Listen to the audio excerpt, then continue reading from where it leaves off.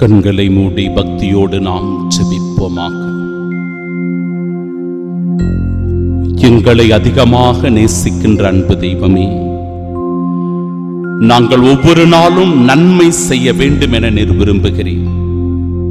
பசித்தோருக்கு உணவு, தாகமாயிருப்பவர்களுக்கு தண்ணீர், ஆடையின்றி இருப்பவர்களுக்கு ஆடை, நோயுற்று இருப்பவர்களுக்கு ஆறுதல் தேறுதல், சிறையில் இருப்பவர்களை சந்திப்பது, தனிமையில் இருப்பவர்களை தேற்றுவது என்று சொல்லி எங்களுடைய அன்றாட வாழ்க்கையில் எங்கள் அருகிலேயே இருக்கின்ற மனிதர்களுக்கு இரக்க உள்ளத்தோடு நாங்கள் பணியாற்ற வேண்டும் என அழைப்பு தருகிறேன்.